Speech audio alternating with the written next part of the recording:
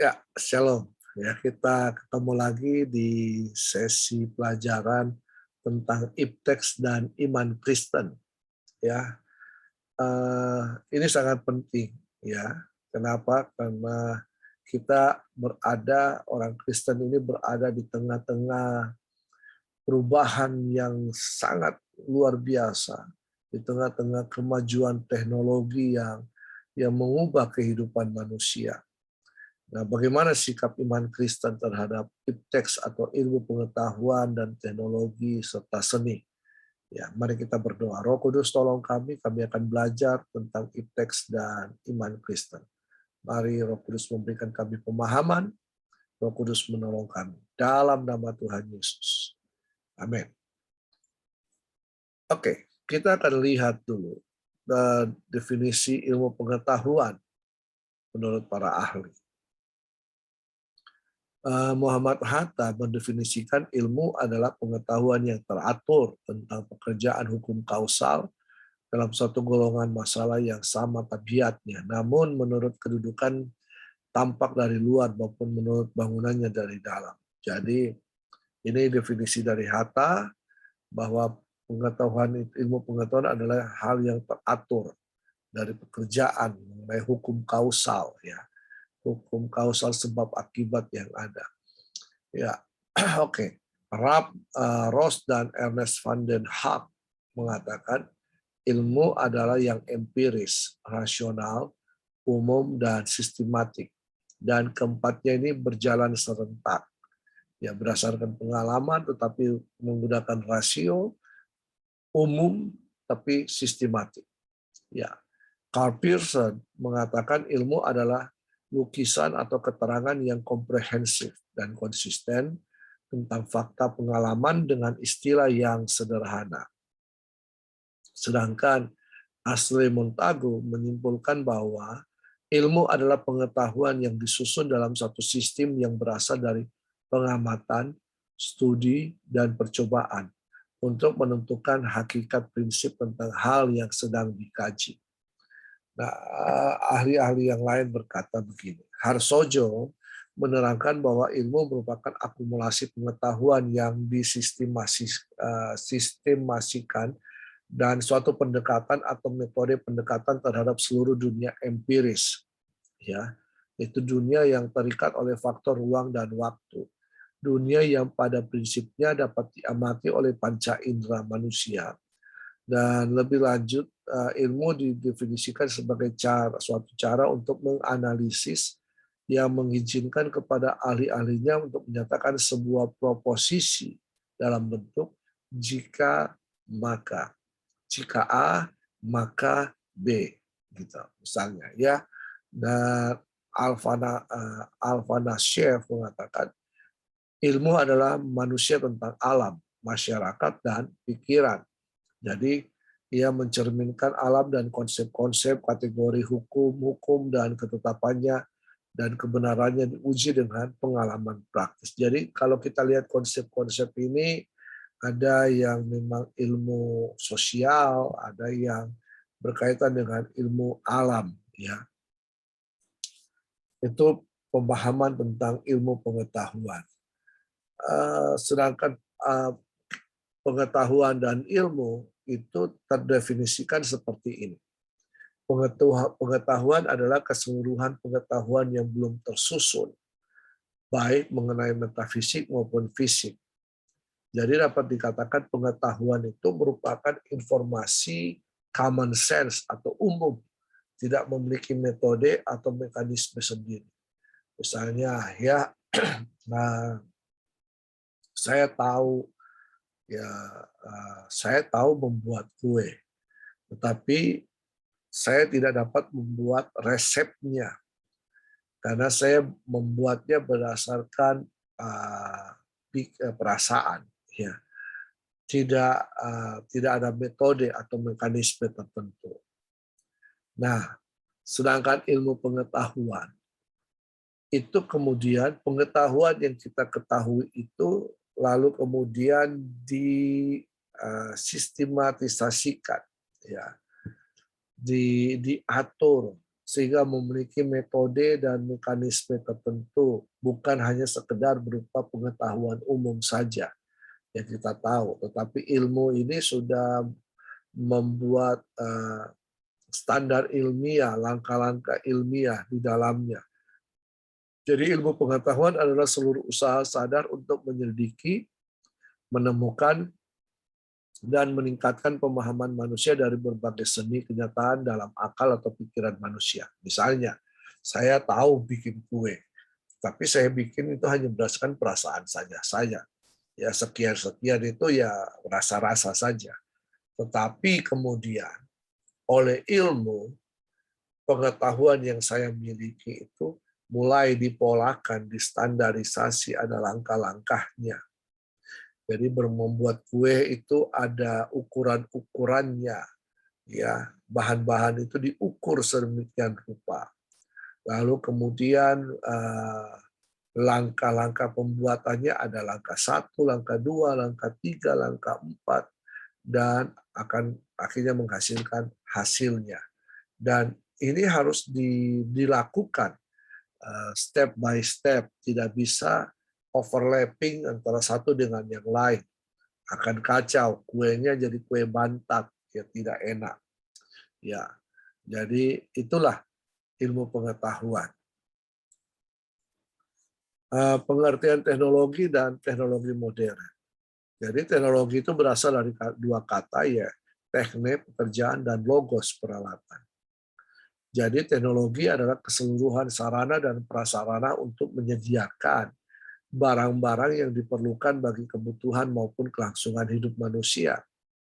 Jadi teknologi ini berbicara tentang penyediaan, ya dengan cara atau sistem yang memakai peralatan atau ilmu pengetahuan di dalamnya. Nah, teknologi ada timbul karena adanya ilmu pengetahuan. Jadi antara ilmu pengetahuan dan manusia itu tidak dapat dipisahkan. Ilmu pengetahuan dan teknologi mempunyai hubungan. Jadi jika tidak ada ilmu pengetahuan, maka tidak ada teknologi. Ya. Dan semuanya itu berdasarkan pemikiran manusia, menemukan, mengembangkan apa yang ada. Nah, teknologi adalah metode ilmiah untuk mencapai tujuan praktis. Nah, ilmu pengetahuan terapan atau dapat pula diterjemahkan sebagai keseluruhan sarana untuk menyediakan barang-barang yang diperlukan bagi kelangsungan dan kenyamanan hidup manusia. Jadi teknologi itu bisa mempermudah dan membuat nyaman kehidupan manusia. Jadi teknologi adalah mesin penggerak pertumbuhan dari industri. Jadi teknologi adalah media atau alat yang dapat digunakan lebih efisien guna memproses serta mengendalikan suatu masalah. Misalnya keterbatasan pangan oleh ilmu pengetahuan. Dulunya padi itu hanya dipanen 1 tahun 1 kali. Sekarang sudah bisa 2 tahun sekali, bahkan ada 3 tahun sekali ya dipanen. Jadi sehingga ini bisa mengendalikan suatu masalah keterbatasan pangan ya lewat teknologi dan ilmu pengetahuan. Jadi teknologi adalah barang atau sesuatu yang baru. Ya, sesuatu yang baru yang diciptakan, mesin yang ada ya. Dulu orang cuci baju lempar-lempar, tapi sekarang tinggal masukkan dalam mesin, mesinnya berproses, keluar-keluar, tinggal dijemur, selesai. Ya. Pengertian teknologi modern sama halnya dengan teknologi, tapi ada beberapa pendapat tentang teknologi modern. Salah satunya yaitu teknologi modern adalah payung besar dari terminologi yang mencakup seluruh peralatan teknis untuk memproses TIK, teknologi informasi dan komunikasi. Ya, jadi itu teknologi modern. Ya. Nah, ipteks itu juga berbicara seni di dalamnya.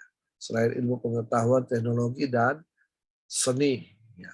Seni merupakan suatu keahlian untuk mengekspresikan ide-ide, gagasan estetika. Estetika itu keindahan dalam bentuk karya yang mengungkapkan perasaan manusia.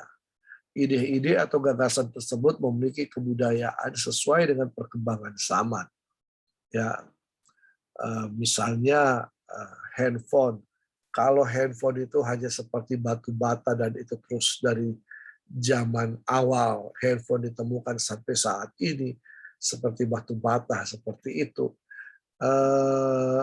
Lalu kemudian oleh satu perusahaan dia memiliki nilai estetika yang baik dan kemudian dia mengembangkan dari batu bata itu, dia adaptasi dengan seni, dia membuat handphone itu menjadi indah.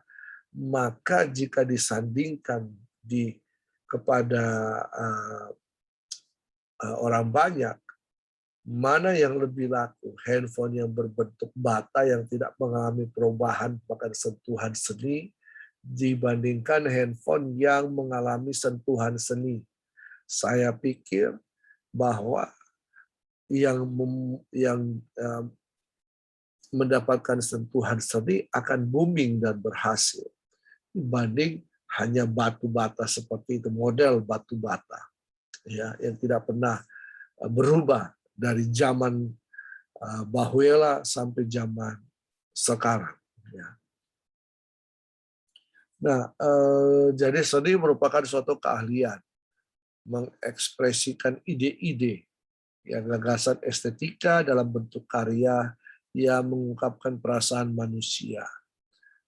Ide-ide atau gagasan tersebut memiliki kebudayaan sesuai dengan perkembangan zamannya.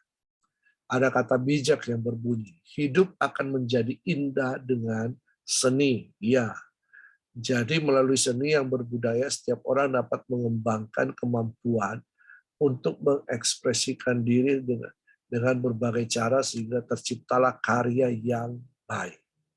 Sebab kalau tidak ada seni, maka manusia hidup dalam kekakuan, otoriter, militer. Ya, tetapi dengan adanya seni, maka seni ini yang mencairkan kekakuan yang ada. Jadi seni ini sangat berperan penting. Walau terlihat biasa, terlihat tidak ada gunanya sebenarnya. Tapi seni ini akan menolong manusia supaya manusia itu bisa mencairkan kekakuannya, bisa refreshing, ya, bisa membuat pemikirannya jernih kembali, ya. Iptek dan seni adalah segala sesuatu yang diketahui oleh manusia di segala bidang dan yang tersusun secara sistematis, sehingga dapat digunakan untuk menjelaskan misalnya gejala-gejala di bidang pendidikan, militer, atau di bidang apapun dengan tujuan untuk mencapai kesejahteraan masyarakat dan tak lepas dari seni yang menimbulkan cipta, rasa, dan karsa. Bagaimana dengan iman dan ilmu pengetahuan dalam sejarah kekristenan? Di abad-abad awal gereja, abad-abad pertama, ya, dominasi iman atau agama itu lebih tinggi dibanding ilmu pengetahuan. Jadi yang berkuasa adalah iman atau agama. Ilmu pengetahuan ditekan oleh iman atau agama. Ya, teologi menjadi acuan kehidupan iman Kristen dan dianggap sebagai ratu ilmu pengetahuan, Queen of Science. Nah, sehingga mempunyai semboyan yang berlaku bagi ilmu pada masa kini adalah Asilia teologi, abdi agama. Nah, filsafat itu adalah abdi agama. Sains itu adalah abdi agama.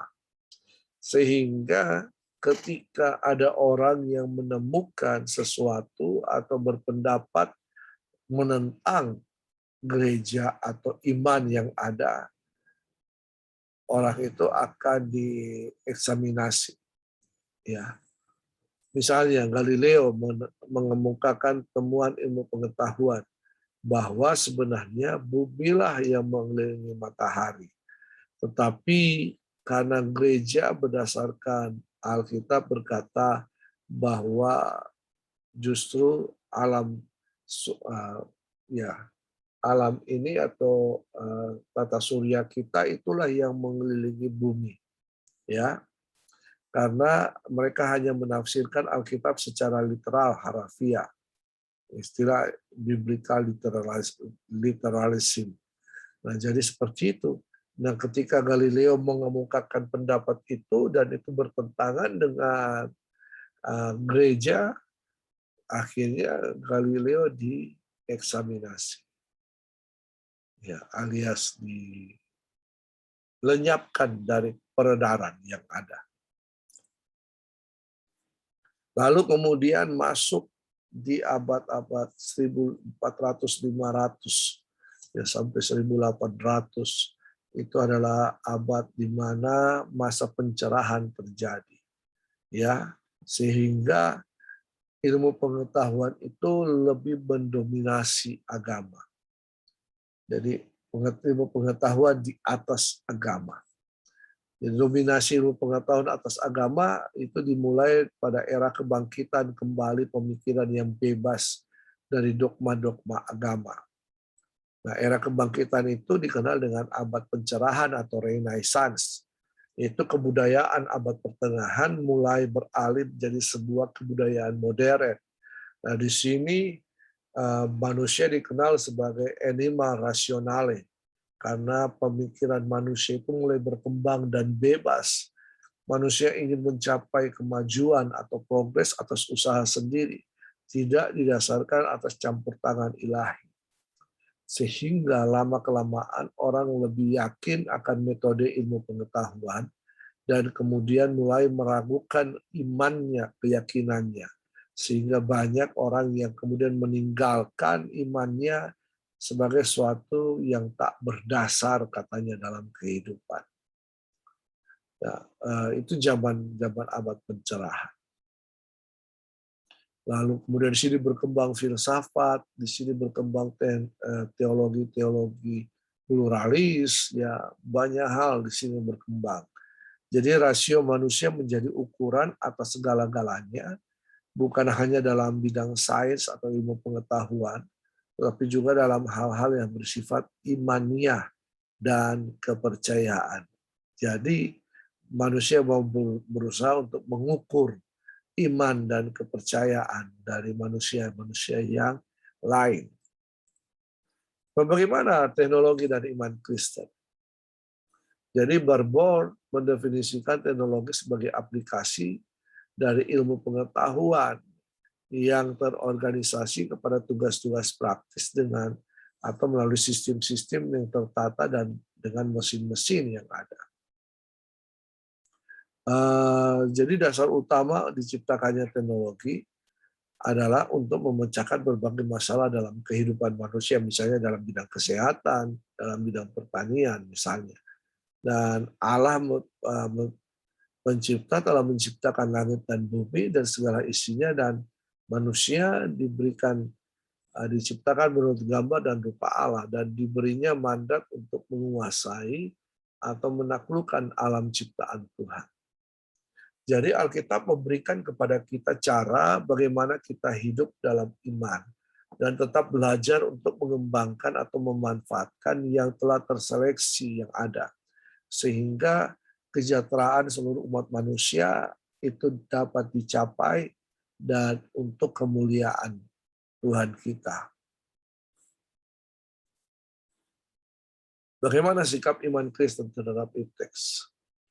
Ya, kita harus menerima, kita tidak bisa menolak. Karena kekristenan juga berbicara tentang progres iman. Tidak berhenti pada satu titik saja. Tidak berhenti di masa lalu, di abad Renaissance, tapi juga berprogres ke depan. Ya, sampai di mana manusia itu hidup, maka iman itu akan tetap hidup di situ. Nah, bagaimana seharusnya sikap orang Kristen dalam menyikapi perkembangan teks? Nah, justru Alkitab banyak berbicara tentang ilmu pengetahuan ya dan teknologi. Banyak sekali. Tapi Amsal 1 ayat 5 berkata, baiklah orang bijak mendengar dan menambah ilmu. Dan baiklah orang yang berpengertian memperoleh bahan pertimbangan. Ya, ini ada beberapa masukan dari Alkitab tentang iman Kristen terhadap ipteks. Jadi ayat ini Tuhan memerintahkan manusia untuk senantiasa mengembangkan ilmu pengetahuan yang ada dalam dirinya dan terus mencari suatu bahan pertimbangan agar manusia menjadi bijak dan berpengertian. Nah, dalam Kejadian 1 ayat 27 sampai 28 justru ini amanat agung atau maksud abadi Allah bagi manusia untuk menaklukkan alam semesta. Jadi untuk menaklukkan semuanya itu manusia membutuhkan pengetahuan atau cikal bakal dan tujuan yang ada dari apa yang dilakukan oleh manusia-manusia hari-hari ini. Contoh, perwujudan ipteks dalam sejarah manusia dalam Alkitab. Sejarah air bah, sebelumnya Allah memerintahkan Nuh untuk membuat kapal, untuk menyelamatkan Nuh dan keluarganya serta semua binatang. Nah, dimensi, ruang, atau cara pembuatan kapal bahannya telah ditentukan oleh Allah sendiri. Jadi Allah lah yang pemegang ilmu pengetahuan itu. Lalu kemudian ada kisah Musa.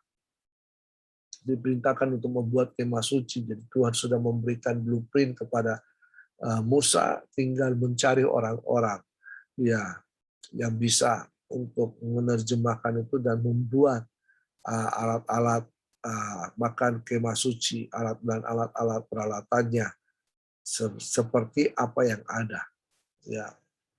Dan kemudian kita lihat juga bait suci dan istana yang dibuat Salomo yang luar biasa. Yang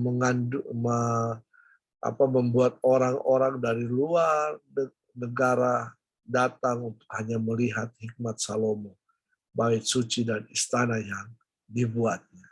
Nah, jadi ini merupakan beberapa contoh-contoh yang ada ya dalam perwujudan ipteks dan sejarah manusia. Nah, ilmu pengetahuan itu mempermudahkan kehidupan kita manusia.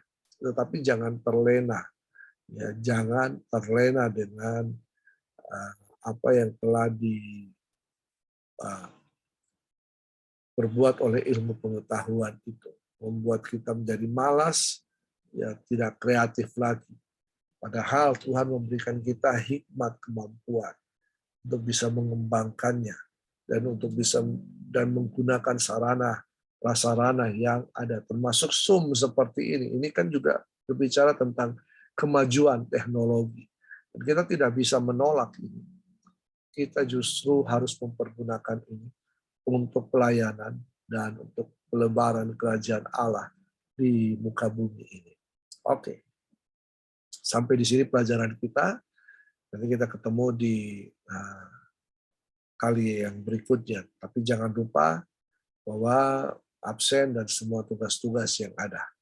Oke, kita berdoa. Terima kasih Tuhan, ajar kami untuk mengerti tentang ipteks dan agama itu. Berikan kami hikmat, kami sudah belajar, Roh Kudus tolong kami kuat, kami sehat, anugerah Tuhan berlimpah-limpah dalam kehidupan kami. Dalam nama Tuhan Yesus. Haleluya.